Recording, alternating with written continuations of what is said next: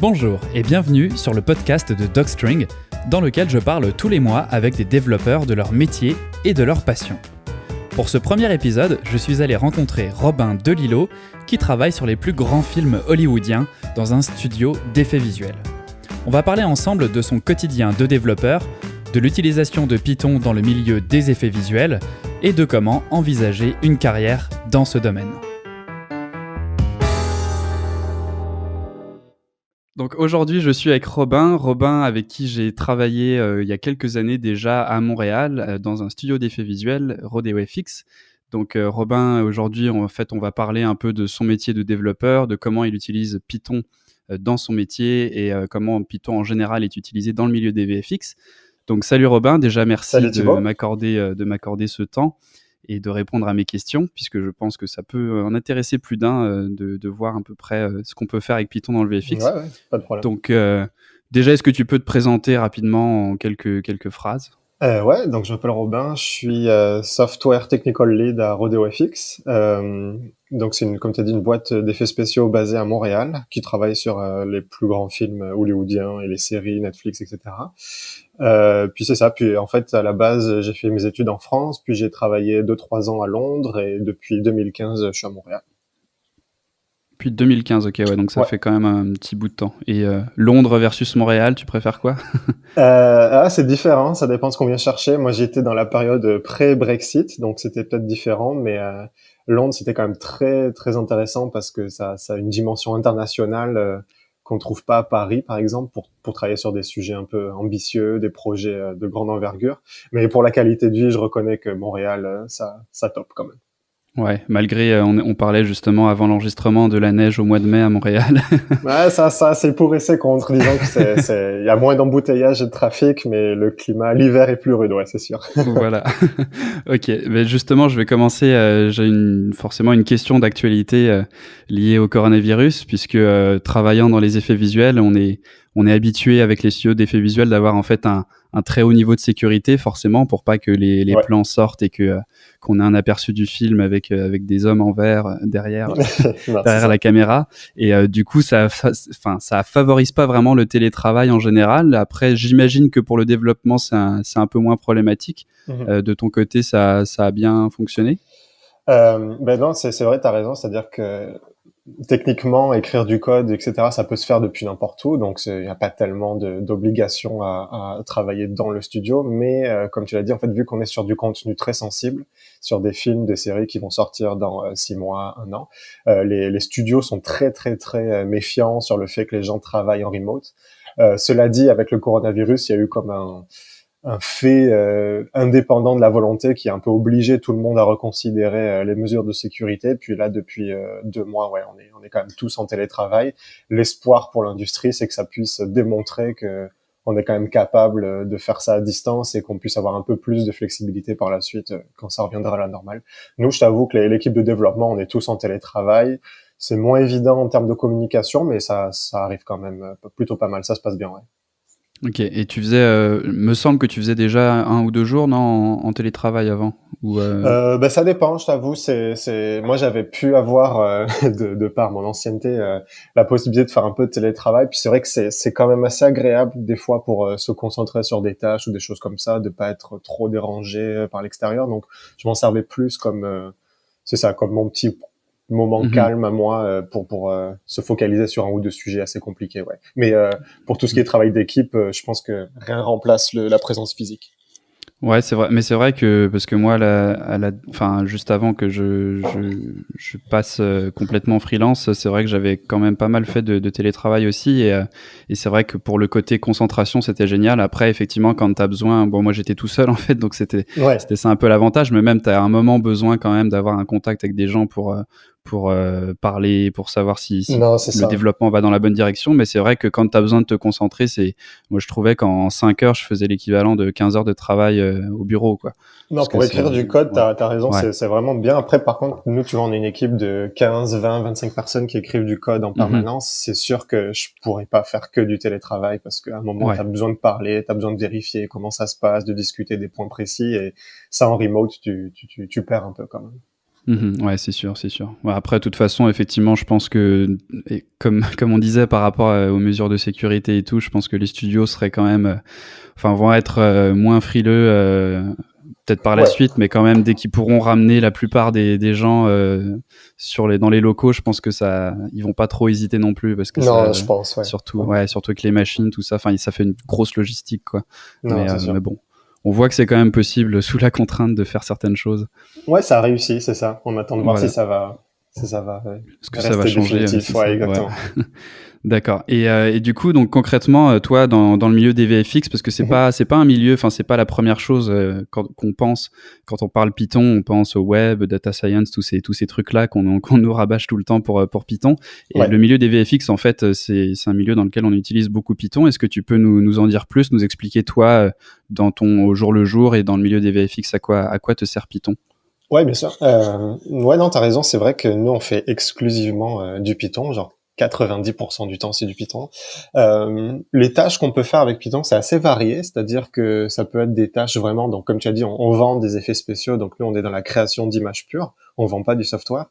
Mais cela dit, les différents outils que les artistes, infographistes vont utiliser pour faire ces images-là, ils sont tous plus ou moins codés en Python ou au moins avec une interface disponible en Python. Et ce qui fait que c'est qu'on va avoir certains de nos programmeurs qui vont être capables d'aller s'insérer à l'intérieur de ces outils-là et puis rajouter des features supplémentaires, des choses pour les améliorer et aider les artistes à faire ces images. Donc, on a une première partie en Python qui permet en fait d'améliorer tout ce que nos outils de création d'images peuvent faire en 2D, en 3D, etc.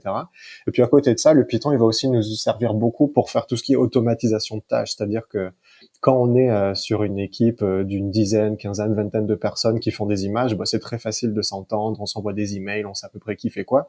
Quand on arrive à plusieurs centaines d'artistes qui travaillent sur un projet commun, tu peux pas juste espérer que les gens se parlent et que les différentes équipes soient à jour, et ça prend comme toute une infrastructure d'automatisation qui nécessite en fait de savoir ben, telle équipe a fini ça, du coup telle autre équipe se fait notifier ou il y a des contrôles de qualité qui se passent, des choses comme ça. Et toute cette infrastructure-là que nous on appelle pipeline, elle est codée en Python aussi, ouais. Donc là on est moins dans la création d'images pures, mais on est beaucoup plus dans automatiser tout ce que les artistes ne devraient pas avoir à faire pour qu'ils puissent se concentrer sur la fabrication d'images. Ça peut être du scripting, du batch, de plein d'opérations en plusieurs petites lignes de commande, mais ça peut aussi être des sujets beaucoup plus infra pour syncer du data entre différents sites, encoder des médias, des choses comme ça. D'accord, ok. Et tu disais 90%, le 10% restant, Ouais, c'est quel langage à peu près qui sont utilisés? ben, le Python, il a l'avantage d'être très simple comment dire, assez lisible. Donc, c'est quand même se dit comme notre principal langage de programmation. Par contre, quand on va avoir besoin d'aller chercher un petit peu plus de puissance ou de choses comme ça, c'est vrai qu'on va avoir du C++, notamment pour ce qui est gérer les gros calculs mathématiques, tu sais, pour les rendus d'images, les choses comme ça. Mhm. On a aussi le C++ toujours pour gérer les gros volumes de data.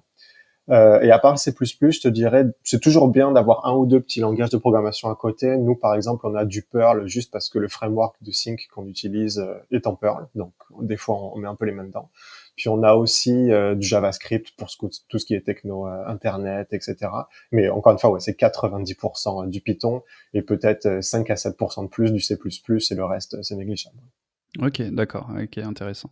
Et tu disais un point sur lequel je voudrais revenir parce que c'est quand même Mhm. intéressant justement, c'est tu dis on vend pas du software et Non. je me rappelle que effectivement c'est un peu toujours la contrepartie dans les VFX. Le but premier des boîtes d'effets visuels n'est pas de faire un programme, de faire du code. Donc en fait on est bien que le pipeline, tout ce qu'on fait en code en effet visuel est ultra important pour que tout aille bien. Si tu enlèves le pipeline d'un coup, la boîte Mhm.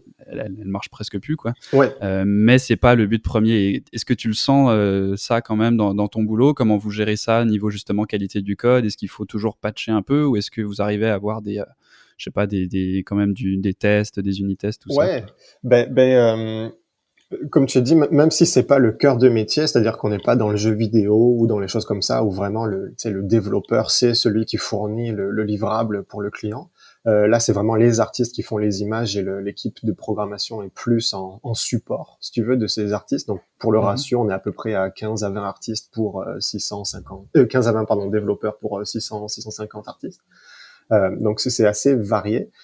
Mais par contre, c'est pas parce que on n'est pas l'équipe principale ou que c'est pas nous qui faisons les images qu'on a un peu comme un laissez-passer en disant bah, faites ce que vous voulez comme vous voulez. De toute façon, c'est pas important.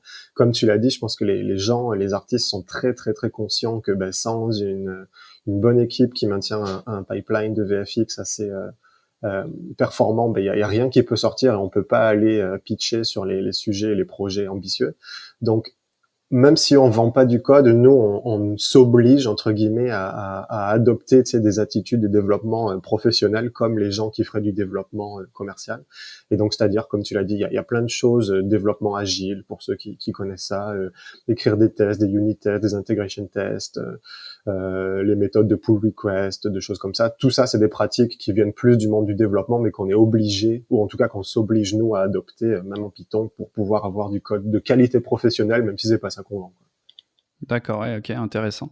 Et du coup, là-dessus, effectivement, toi, tu as fait une école un peu plus classique, je pense, une école d'ingénieur, il me Ouais. semble? Ouais, donc c'est des cursus un peu plus longs. Là, en ce moment, on voit beaucoup justement de formations Udemy, par exemple, ou Ouais.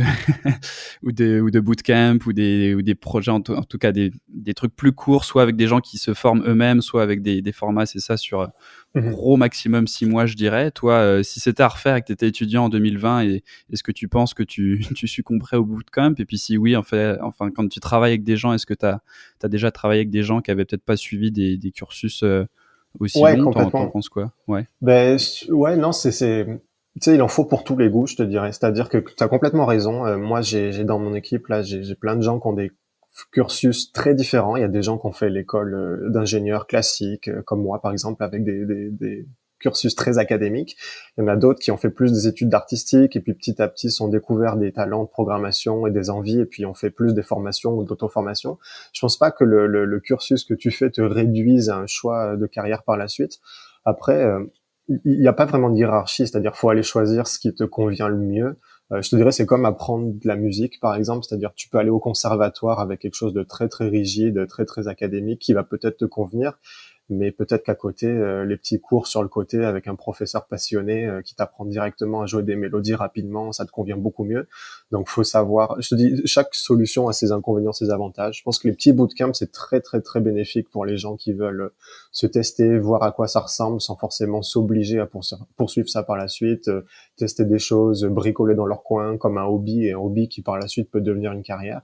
L'école d'ingénieur, si ça vous embête pas de faire des études assez longues, c'est vrai qu'il y a ce côté assez complet et très mathématique qui est utile par la suite, cette réflexion architecture. Donc, mais après, rien qu'on fait pas en école d'ingénieur, qui se passe dans les bootcamps ou les trucs comme ça, ne peut pas être appris ou consolidé par la suite. Donc, Mmh. Ouais, et puis c'est sûr qu'il y a en fait, il y a des gens qui ont enfin, je le vois effectivement dans les bootcamps, c'est bien pour, enfin les bootcamps, tout ce qui va un peu rapidement, c'est bien pour se faire une idée sans y passer, 2-3 ans. Parce mhm. qu'effectivement, quand tu pars dans un cursus de 2 ou 3 ans, arrivé à la fin de la première année, de la deuxième année, bon, tu as pas envie de lâcher, quoi. Tu te dis: «Je suis allé jusque-là, je vais aller jusqu'au bout». Alors que Ouais, quand ouais, c'est ouais. du 2-3 mois, tu te dis: «Au pire, bon, bah, j'aurais perdu 3 mois, quoi». Non, c'est ça. Comme tu l'as dit, ça s'adresse à des publics différents, mais si ça peut rassurer les gens qui écoutent, je pense que moi, j'ai jamais vu, en tout cas à Montréal, de gens qui se font refuser des entretiens ou des choses comme ça parce qu'ils n'ont pas fait la bonne formation. Arrivé à ce stade-là, on s'intéresse plus à ce que tu fais, ce que tu es capable de faire, de comment tu l'as appris, quoi. D'accord, et justement là-dessus, il y a beaucoup de enfin, je vois justement dans les gens qui suivent mes formations, beaucoup qui semblent miser un peu tout sur le côté technique. Mhm. Ils en fait, ils ont l'impression que c'est vraiment, quasiment juste ça qui prime, et pourtant, quand on développe, on est rarement tout seul dans notre coin. Donc Ouais. selon toi, il y a quoi d'autre à part le côté technique que tu vois dans les compétences des gens avec qui tu travailles, qui sont essentielles pour être efficace et pour être apprécié quand tu travailles en entreprise, et a fortiori dans une équipe surtout? Non, non, c'est vrai. C'est sûr qu'au début, quand on apprend à programmer, on est très enthousiaste, on écrit le plus de code possible, etc. Après quelques années, je t'avoue, on se rend compte assez vite, surtout si on fait ça vraiment à plein temps. C'est beaucoup plus facile d'écrire du code que de l'enlever, et c'est beaucoup plus rapide de écrire quelque chose que de le lire, ce que quelqu'un d'autre a fait. C'est-à-dire que dans sa carrière de code écrit, le code il est plus souvent lu que écrit. Donc, Mhm. c'est-à-dire que quelqu'un qui va être capable de me pondre 400, 500 lignes de code en 3 heures, qui marche, etc. Oui, c'est très bien, mais comme tu dis, arrivé à un certain point, ça va pas suffire pour être qualifié de bon développeur ou de développeur efficace pour l'équipe. Moi, rapidement, une fois que les bases sont maîtrisées, je m'attends à ce que les gens aient aussi autour de ça des capacités de réflexion pour faire du code élégant, mais aussi du code bien documenté, s'assurer d'être allé lire sur Internet pour trouver la bonne technique. S'il y a quelque chose qui peut être fait en 20 lignes de code, de pas le faire en 150. Et avoir aussi une ouverture d'esprit sur tout ce qui est un peu autour des langages de programmation. Maîtriser Python, etc., c'est très très bien, mais si on peut améliorer ça et comment dire, augmenter les compétences avec des choses comme de l'architecture de software ou des bonnes pratiques, des reviews, des choses comme ça. Un peu de curiosité en dehors juste de la programmation, c'est toujours apprécié, ouais. Ouais, et c'est ça. D'ailleurs, bah, ça me fait penser en fait à ce qu'on vient de dire juste avant, les bootcamps. Je pense que c'est peut-être un des défauts de ce type de formation, c'est justement qu'il y a pas, enfin, c'est très concentré sur une technologie, un langage. Ouais. Et personnellement, dans mes formations, ce que j'essaie de faire, c'est justement de montrer. Alors, ça peut déplaire justement à certains, puisque j'ai des formations Python et je commence en parlant du terminal. Et j'ai des gens qui me Ouais. disent, mais enfin voilà, pour créer un C'est pas fichier, du moi je fais clic Python. droit, voilà, nouveau fichier, c'est fini. Mhm. Et en fait, il faut essayer d'expliquer que quand tu arrives, et en fait, ça, on le découvre de toute façon. C'est ça aussi, moi, que je dis aux gens, c'est de pas trop s'en faire non plus, parce qu'il y a beaucoup de ces choses-là qu'on apprend un peu sur le tas aussi. Ouais, ouais, ouais. On s'attend pas à ce que tu arrives et que ton code, il soit, de toute façon, on continue toujours d'apprendre. Même quelqu'un qui a 10 ans de développement derrière lui, je pense qu'il continue Toujours, d'apprendre ouais, à ouais. faire du code qui est toujours plus qualitatif, et on peut pas s'attendre à ce qu'un junior arrive et fasse un truc parfait. Donc, Non, ça bien sûr. s'apprend, ouais, ça s'apprend sur le Mais tas, quoi, après, ouais, aussi. pour continuer sur ton exemple, c'est comme, comment dire ça? C'est bien de pas mettre tous ses œufs dans le même panier, c'est-à-dire être très très bon pour écrire du code très rapidement, c'est gratifiant, surtout au début, c'est vrai, faut le reconnaître. Après, je pense que tant qu'on n'a pas bossé à plusieurs ou c'est des sujets un peu ambitieux, on se rend moins compte de cet aspect partage et de cet aspect un peu travailler pour que les autres puissent facilement reprendre ce que j'ai fait, etc. Donc si le but c'est vraiment, ben moi je veux être tout seul dans mon garage et puis scriptouiller des petits trucs pour moi parce que ça m'amuse le week-end de faire un petit bout de code qui print et qui allume ma cafetière à distance ou quoi, à la limite je dirais bon bah c'est amuse-toi comme tu veux. Si le but c'est par contre d'aller rejoindre des équipes qui font du développement un peu plus ambitieux, sans même parler des Google, des Apple, hein, juste des gens qui font du code pour vivre, quoi, avec Mhm. ça à plein temps. Je pense que, comme tu dis, c'est intéressant d'essayer de travailler sur tout ce qu'il y a autour du langage de programmation, être curieux et puis développer. C'est pas tellement qu'est-ce que tu vas apprendre et le plus possible, en apprendre le plus possible, c'est plus toujours être curieux et toujours voir qu'est-ce qu'on peut retenir de quelque chose, discuter avec les gens. C'est cette curiosité qui est très importante, en fait. D'accord, et ça me permet de rebondir sur mon autre question par rapport aux stagiaires justement, Ouais. puisque tu eu plusieurs, enfin plusieurs, je sais pas, je sais que tu en as eu un puisqu'on était en même temps à RodeoFX quand, donc là j'avais mis petite dédicace à Cyprien s'il nous écoute. Oui, oui. Donc voilà, je sais que Bah, tu as il eu y en au a eu moins un d'autres après, stagiaire, ouais. Ouais, ouais. voilà, d'autres après, voilà, donc je vais poser une question très, style, Les Inconnus, c'est quoi un bon et un mauvais stagiaire? C'est quoi un bon et un mauvais stagiaire? Ouais, non, c'est une bonne question. Bah, déjà, peut-être avant de répondre complètement à la question, dire c'est quoi un stage. Mmh. Ça dépend des gens. Moi, je sais que personnellement, un stage, c'est pas un emploi au rabais, c'est pas un développeur moins cher, tout ça. Donc, un Mmh. stagiaire, quand moi, en tout cas, je demande un stagiaire, je sais que c'est pas quelqu'un qui va faire du code professionnel sur lequel critique, en tout cas pour la compagnie, donc qu'il faut qu'il marche, etc. C'est plus quelqu'un à qui on va pouvoir fournir une expérience professionnelle et qui, en échange, va nous permettre peut-être d'explorer certains sujets sur lesquels nous, on n'a pas le temps ou des choses comme ça. Donc, les capacités techniques, oui, c'est sûr que c'est toujours important de prendre quelqu'un qui sait un minimum coder, mais c'est pas, tu vois, c'est pas le Mmh. principal. Moi, c'est peut-être un peu con ce que je vais te répondre, mais je dirais la principale qualité d'un stagiaire que je m'attends, c'est juste qu'il soit curieux et motivé, quoi. C'est-à-dire que moi, je sais que la première fois que je suis rentré dans un studio d'effets spéciaux, il y a 10 ou 12 ans, là, maintenant, j'avais la bave aux lèvres, les yeux écarquillés, Mmh. puis je voulais juste poser des questions à tout le monde parce que j'en revenais pas d'avoir pu intégrer un truc comme ça. Et ça Mmh. se voit, c'est-à-dire que un stagiaire qui a un entretien d'embauche a les yeux qui s'écarquillent et plein de questions, demande les sujets sur lesquels il va travailler, tout ça, c'est sûr que c'est toujours agréable. À côté de ça, si les principales questions, c'est à quelle heure ça termine et puis qu'est-ce que, comment dire, est-ce que je peux avoir mes mercredis après-midi? Bon, bah, c'est Ouais. ça, c'est Oui, plus ça oui. le mauvais stagiaire. Ouais, Donc, ouais. Mais ça rejoint un peu ce qu'on disait aussi, enfin, je pense que c'est ça ce que je disais sur le côté technique, tu vois? Les gens qui arrivent en entrevue, les gens qui arrivent en entretien et puis qui se disent, «Ah là là, on va me poser une question super technique et tout», ça peut arriver effectivement. Je sais que justement dans des trucs comme Google, Apple, machin, c'est des trucs un peu plus, peut-être un ouais, peu peut-être. plus académiques, mais je pense qu'il y a quand même aussi, à moins que la personne qui fasse passer votre entretien soit un robot, il y a ce côté Non, humain et on a besoin de voir que la personne elle est motivée, quoi. complètement. Et puis, à la limite, si les gens qui appliquent pour des stages, qui postulent, pardon, pour des stages, tu sais, tu peux montrer un ou deux projets sur lesquels tu es fier, même si c'est pas parfait, mais quelque chose sur lequel vraiment toi tu es content parce que ça t'a permis de pousser des choses comme ça que tu veux montrer pour montrer un peu de quoi tu es capable. C'est sûr que c'est toujours apprécié. Moi, je m'attends quand même qu'un stagiaire, il ait le minimum de la formation théorique, donc il soit quand même capable de coder un petit peu. Par contre, après, comme tu dis, je pense que le plus important, c'est de montrer à quel point on est curieux, on a envie, on va être ouvert à apprendre, on va être autonome aussi dans le sens pas nécessairement à être poussé derrière, parce que c'est quand même engageant pour la compagnie qui prend un stagiaire de dévouer quelqu'un qui va aider le stagiaire. Donc, il faut montrer qu'on est aussi capable de travailler un peu tout seul. Mais Mmh. c'est ça, on s'attend pas à ce que la personne soit aussi efficace que quelqu'un qui a 10 ans d'expérience.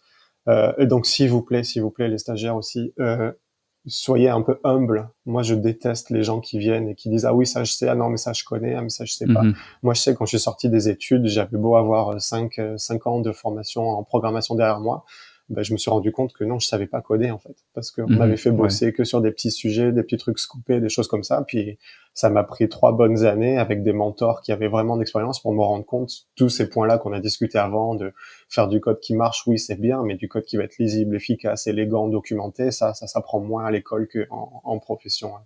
Que Ouais, tout en ouais. compagnie plutôt. Ouais. Ouais, ouais, non, tout à fait, c'est clair et puis ça, on sent enfin, justement, des fois, on manque un peu de ce côté humble parce qu'on ne l'a ju tout simplement pas vu, en fait. On a Mhm. l'impression qu'on a tout vu, donc qu'on connaît tout et finalement, on arrive, on se dit: «Ah ouais, justement, le code, c'est pas juste écrire du code, c'est tout ce qui est autour» et ça, tu peux tant que tu es pas dans des conditions, précises d'une entreprise, tu t'en rends pas compte, quoi C'est et ça, non, non, exactement. Puis ouais. ça arrive souvent, le majeur de promo, les choses comme ça, qui était celui qui écrivait le plus de code dans sa promotion et qui a l'impression que ça y est, il est arrivé, qu'il est capable de tout faire parce qu'il connaît les Mmh. dernières technos, les derniers trucs. Puis en fait, malheureusement, ça fit moins dans une compagnie parce que il est juste pas capable de mettre de côté ses convictions et de juste Mmh. essayer sans forcément adopter, sans réfléchir, mais juste essayer de voir comment les autres compagnies travaillent, quelles sont les autres méthodologies, qu'est-ce qu'il y a à apprendre, qu'est-ce qu'il y a à laisser. Mmh. Faut être un peu Ouais, mature à ce niveau-là, ouais, c'est sûr. ouais, c'est intéressant, ouais. Et là-dessus justement, est-ce que tu penses que quelqu'un qui est, parce qu'on s'entend que, comme on disait en fait, niveau, enfin dans les effets visuels, il y a beaucoup de gens en fait qui codent, c'est mon cas, qui ont commencé déjà par le côté artistique en fait et qui se sont découverts un intérêt pour le code et qui petit à petit ont transitionné là-dessus. Même des fois en faisant encore les 2, ce qu'on appelle, en effet visuel des TD, Technical Director, qui sont des gens qui font de l'artistique et puis qui codent aussi un peu.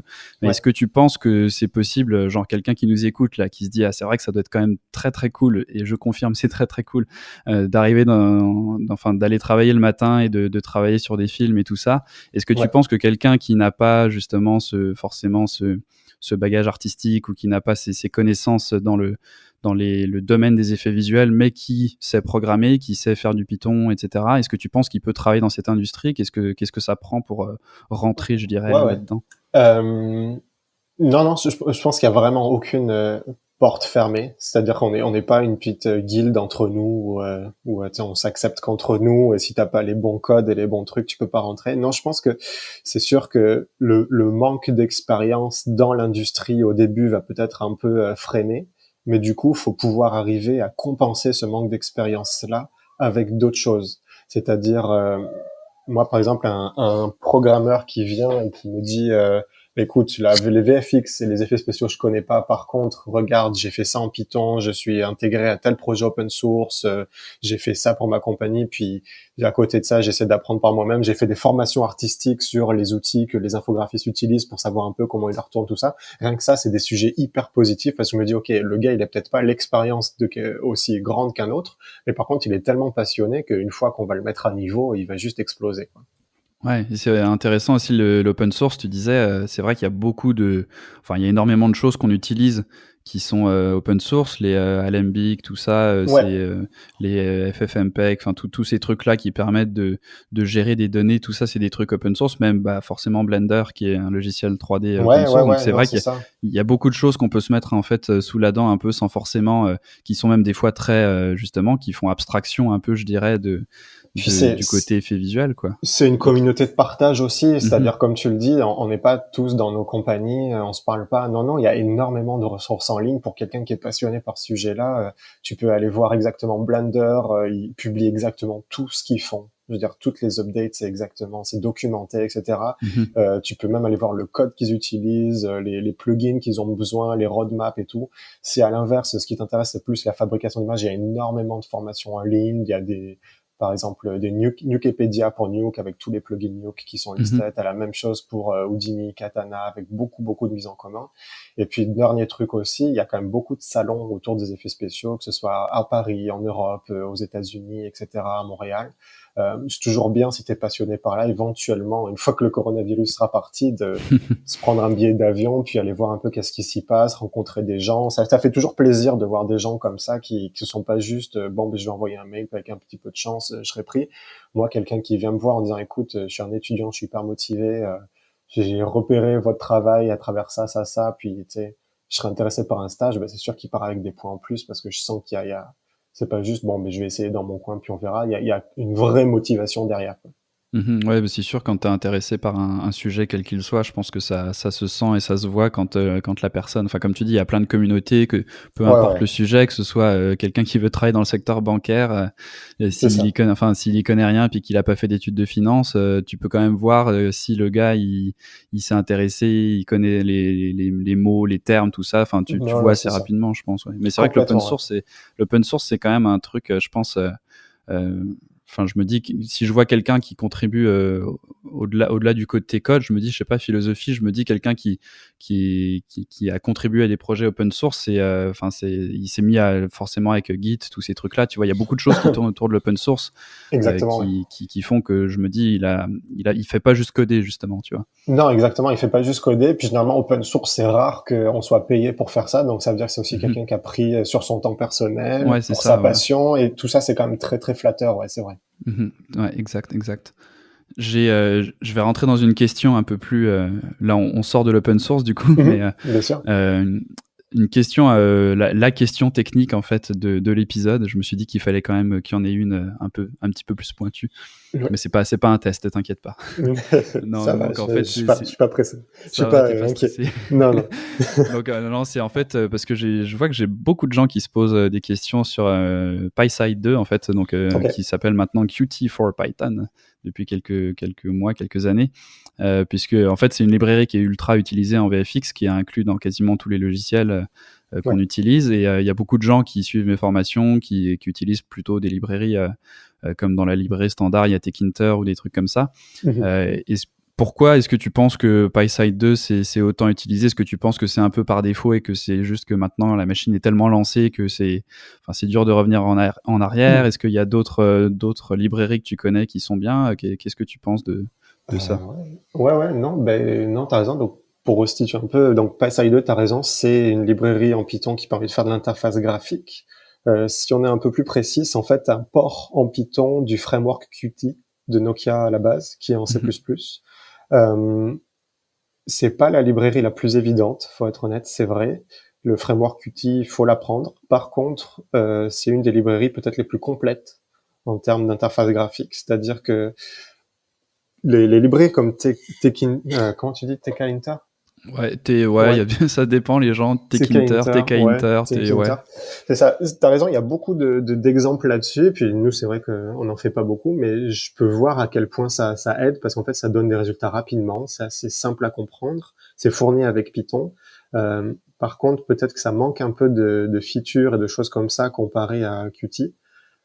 Qt, faut se dire que c'est au-delà du Python en fait. C'est peut-être ça les arguments Mmh. principaux que je pourrais donner. C'est-à-dire que si vous apprenez Qt et qu'après vous voulez le faire en C++, vous voulez le faire en d'autres langages de programmation, Qt, ça va vraiment vous permettre ce truc-là. Et en plus de ça, le framework Qt, il est, faut le reconnaître, très bien designé, ce qui fait qu'il vous oblige à mettre en place des modèles d'architecture de code que peut-être d'autres librairies un petit peu plus simples vous obligeront pas.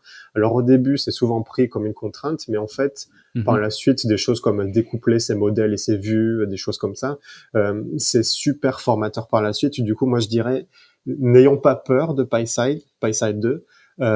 Commencez à faire ses premiers tests avec des librairies simples, il n'y a pas de souci, mais moi je pense que si vous êtes ambitieux et que vous voulez faire des interfaces graphiques avancées, avec tout ce que propose Qt, que ce soit le Qt Framework, le QML, les choses comme ça, c'est quand même beaucoup plus puissant que d'autres librairies plus simples. Pour donner un exemple, euh, si, mettons, demain, j'ai à coder une interface avec une combo liste et deux boutons, bah oui, effectivement, peut-être que Qt, ce sera pas la plus simple pour moi.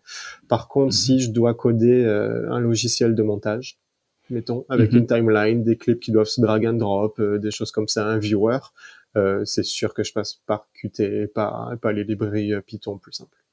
Et est-ce que Parce que, parce que tu disais que effectivement Qt enfin c'est aussi c'est une librairie au départ qui est pas en Python, c'est du ouais, C, ouais. C++, C Sharp, je sais pas, enfin C++, C++, je ouais. crois. Ouais, C++, Ouais. ouais. Donc est-ce que des fois vous êtes obligé de, enfin je sais pas, pour des questions de performance ou de, je sais pas, de quelqu'un qui l'utilise avec C++, est-ce que vous l'utilisez des fois avec autre chose que les bindings Python? On a un petit bout de code, nous, à RodeauFX, qui tourne en C++ natif avec du Qt. Là-dessus, on va aller chercher, déjà, c'est toujours bien parce que ça permet de s'éviter les ports du genre Python 2, Python 3. Là, le C++, Mhm. c'est une fois qu'il est écrit, il est compilé, puis il tourne. Mhm. Puis c'est ça, pour des choses de performance, c'est sûr qu'on a des interfaces assez ambitieuses à faire, avec beaucoup d'éléments, beaucoup de choses. C'est toujours préférable de commencer en C++ parce qu'on va aller chercher de la performance là-dessus. Ouais. Ok. Donc, dernière, on ressort enfin, de la question technique et on s'en va Mhm. sur une autre question que j'avais envie de te poser, qui est un peu plus large, qui est peut-être même un peu plus philosophique, Ok. puisque si je me souviens bien, enfin oui, je me souviens bien, la dernière fois qu'on s'est vu, tu t'étais pas mal mis au dessin. Et Ouais. on a un peu en tête le cliché du développeur qui fait que ça de ses journées, qui justement, on a un peu l'impression quand on est débutant aussi qu'il faut donner cette impression-là, même que si on l'est pas, qu'il faut donner l'impression que quand on rentre chez nous, on fait du code. Donc, est-ce que tu pouvais un peu nous parler de ça et détruire peut-être le cliché, nous confirmer que les gens avec qui tu travailles, ils font pas que du code Ouais, non, bien sûr. et peut-être parler du fait aussi que c'est enfin, qu'est-ce que ça peut apporter d'autre justement d'avoir d'autres Ouais. passions qui peuvent nourrir ton code in fine, en fait. Mais je prends un exemple d'un film, je pense que tout le monde connaît, c'est, mettons, Ocean's 11, Mhm, l'équipe là qui fait le braquage. Je pense que mhm, c'est assez parlant. Il en faut pour tous les goûts, c'est-à-dire qu'une bonne équipe, quelle qu'elle soit, mais une bonne équipe de développement par exemple, mhm, je pense qu'il faut des talents très variés. S'il y en a trop du même moule, les gens se parlent qu'entre eux, ça va très bien marcher sur certains aspects, mais ils vont peut-être passer à côté d'autres choses. Du coup, moi, je sais quand je parle un peu avec d'autres gens, des équipes, tout ça, j'essaie de faire gaffe à ce que les équipes soient avec des profils très variés. Et mhm, donc, du coup, que dans le lot, il y ait une ou deux ou trois personnes qui soient exactement des spécialistes, des experts techniques, où leur dada, c'est vraiment l'implémentation et la partie pure technique des gens qui passent leur week-end à coder. C'est toujours pratique parce que ça veut dire que le jour où on a une question un peu, comment dire, très technique ou un peu avancée, ce gars-là, il aura peut-être un peu de visibilité et il nous fera mhm, gagner du temps sur ces trucs-là. Mais à côté de ça, c'est bien aussi d'avoir des gens qui ont d'autres hobbies, ont d'autres occupations à côté. Mettons, soit pour nous, par exemple, qui vont venir du monde artistique, c'est-à-dire que un développeur qui aura fait ou qui aura passé du temps à faire un peu ce que les artistes font dans la création d'images, il aura beaucoup de facilité à me dire comment les outils sont utilisés, comment l'artiste va recevoir la feature qu'on lui ajoute, etc. Ouais, donc c'est ça. Donc c'est toujours varié. Puis autour de ça, je te dirais, c'est aussi bien un peu de s'aérer en dehors de la partie technique parce que euh, implémenter un software, implémenter du code, souvent ça se rapproche à plein d'autres choses, d'autres domaines. C'est de l'architecture de software, ça peut être comparé des fois de l'architecture juste de bâtiment, tu vois. mhm. Donc être curieux là-dessus, c'est assez important. Et c'est pour ça, moi, le but du jeu, c'est que tout le monde reste ouvert, chacun avec ses spécificités, et puis assembler le plus de gens. Donc, du technique, du moins technique, des gens très ouverts, très artistiques, qui ont des hobbies. Quelqu'un qui fait du sport, c'est tout con, par exemple, mais ça veut dire qu'il aura nécessairement le côté compétitif, le côté travailler en équipe, se dépasser, Mhm. tout ça. Puis ça, tu sais, quand c'est des périodes de grosse pression, savoir garder son Ouais. calme, c'est très Mhm. important, par exemple. Ouais, tout à fait. Quelqu'un qui a l'habitude de faire de la cuisine, je dis une bêtise, bah, tu sais, il aura peut-être une créativité que Mhm. quelqu'un qui n'en fait pas n'aura pas parce qu'il sait, bah, attends, oui, j'ai la recette, mais si je combine une ou deux recettes, ben, ça peut m'amener un peu plus loin. Bah, le code, c'est pareil, quoi. Mhm. Oui, donc ça me fait penser aussi, en fait, que souvent, plus tu codes aussi, plus tu arrives en fait, un peu dans un état de saturation forcément et moi, c'est un peu mon signal à chaque fois quand je faisais les journées plus classiques 9 à 6, arrivé à 5h30, que tu commences à tourner un peu, dans le vide et Mmh. puis à passer une demi heure sur un truc et à pas trouver la solution. Généralement, c'était le signal pour me dire: «OK, rentre chez toi». Et Ouais. effectivement, à chaque fois, tu reviens le lendemain et en 5 minutes, tu trouves et tu vois que ça ne servait à rien de juste continuer. Donc je pense qu'à un moment, c'est aussi ça, comme tu dis, il faut s'aérer, faut Ouais, ouais, faire autre ouais. chose et c'est juste bénéfique, quoi. Non, complètement. Faut pas trop le dire aux employeurs parce que peut-être c'est quelque chose qu'ils savent pas. Mais moi, je m'attends pas à ce que quelqu'un qui fasse 9 à 18 fasse 8 heures productives par jour. On sait Non, non, comment non. ça marche, le développement. C'est-à-dire il y a des strikes, il y a des moments où on réfléchit, il y a des moments où on n'y arrive pas, puis il y a des moments où c'est juste facile et ça va. Puis c'est comme surfer sur une vague, quoi. C'est-à-dire que tant qu'on est au sommet de la vague, faut en profiter, puis essayer d'en faire le plus possible. Et puis, les jours où ça va moins bien parce qu'on est fatigué ou que ça marche juste pas, ben accepter le fait que ben c'est pas le meilleur jour et puis peut-être consolider ce qu'on a déjà fait, faire de la documentation ou passer à autre chose, Mhm. c'est ça. Non Ouais, non, c'est ça ça, c'est sûr. il y a beaucoup de choses, effectivement, comme tu dis, documentation, il y a beaucoup de choses qui peuvent être faites. Et puis, je pense qu'en code aussi, c'est quand même des choses qui sont, qui demandent pas mal de concentration et on a besoin de faire des choses qui fonctionnent. Et je pense que ça a été prouvé, même en général, quand tu as des compagnies qui commencent à faire, à trop utiliser les heures sup, en fait, c'est complètement contre-productif parce que tu fais travailler les gens beaucoup plus, ils sont épuisés, ils font plus d'erreurs et après, il faut réparer les erreurs. Donc, en fait, c'est un effet un peu boule de neige qui bénéficie à personne, quoi. C'est Donc, ça, ouais. ce qu'il faut garder à l'esprit, c'est, alors je sais pas comment ça marche dans d'autres industries, mais généralement quand on code, ce qu'on fait, c'est qu'on développe ce qu'on appelle une stack. Ça, c'est valable dans plein de métiers différents. Et en fait, l'ennui de ça, c'est que c'est pas comme mettons un artiste, on continue dans l'industrie des effets spéciaux, peut-être qu'il va rusher un projet, il va bâcler tout ce qu'il peut parce qu'il faut qu'il arrive à sa deadline le plus vite possible. Et puis une fois que c'est fini, ben, il part sur un projet suivant, c'est feuille blanche, et là, il a le temps de faire Mhm. ça bien. Quand on écrit du code et qu'on commence à déployer du code, si ce code-là, il n'est pas fiable ou un minimum de qualité, ben on est obligé de survivre avec ça. Et après, il y a la Mhm. tentation où petit à petit, on s'accumule une énorme boule de neige de code dont on n'est pas fier. Et c'est Mhm. vrai que se lever le matin en sachant qu'on va travailler sur une énorme boule de code pas géniale, ben ça joue aussi sur la motivation. Alors que si on sait qu'on est tout le temps dans quelque chose de très très propre, très très flexible, très très efficace, ben on a plus de plaisir le matin à se dire bon mais qu'est-ce que je peux rajouter, qu'est-ce que je peux améliorer, tout ça. Ouais, non, Faut c'est faire vrai, attention à y a ça, ouais. pas, ouais. Il y a pas ce côté, bah, on peut toujours refactorer des trucs, mais c'est vrai que c'est jamais ultra plaisant et donc du coup, toutes les portes de sortie sont un peu soit tu continues sur quelque chose qui est pas bien, soit tu te dis: «Il faut tout remettre à zéro». Il y a pas, comme tu dis, ce côté en, feuille blanche, ou alors vraiment si tu recommences à zéro, tu perds beaucoup de temps, C'est quoi. ça. Mais pour Donc commencer à zéro, faut avoir l'aval des décideurs en amont, parce que ça peut aussi, prendre du voilà. temps, ça peut faire peur, donc c'est pas souvent juste une décision Non, c'est ça, de c'est ça. développeur, ouais. Le même refactory, je me rappelle souvent, tu es obligé enfin, faut vraiment argumenter pour, expliquer que pendant 2 semaines, il y aura aucune nouveauté et que les gens vont rien voir, de concret et que c'est Exactement. juste que le code derrière va être beaucoup plus clean, mais que vous le verrez pas et ça, effectivement, les patrons, bon, généralement, ils comprennent quand même, mais faut leur dire, C'est quoi, plus dur, ouais. à Non, puis quoi ça ça, sert et pourquoi pendant 2 semaines, tu as l'impression qu'il se passe rien, quoi. exactement. Puis ça fait la boucle un peu avec ce que tu disais au début, c'est-à-dire dans le métier de développeur ou de programmeur, c'est pas juste écrire du code, c'est aussi toute cette partie-là autour. Mmh. Euh, et en fait, pour pas se faire embêter à la fin et avoir cette énorme boule de code pas propre, ben ça veut dire qu'en amont, avant d'écrire du code, faut avoir passé du Mmh. temps pour choisir la bonne techno, regarder autour de soi qu'est-ce qui se fait. C'est pour ça Internet, c'est une super ressource, il y a énormément de gens qui partagent, mais bien se poser les questions et pas juste se dire ah mais ça je pense que je suis capable et puis je fonce tête dans le guidon pour le faire comme j'ai envie, mais juste voir bah attends, s'il y a quelqu'un qui a fait à peu près 70% de ce dont j'ai besoin, ce serait stupide de réécrire tout moi-même si lui il a déjà fait, quoi. Mmh. Ouais, exactement, exactement. OK, bah, ça fait pas mal le tour de mes questions que j'avais. Je sais pas s'il y avait d'autres choses que tu souhaitais rajouter, des conseils pour des futurs développeurs en effets visuels ou des choses du genre? Non, soyez passionnés.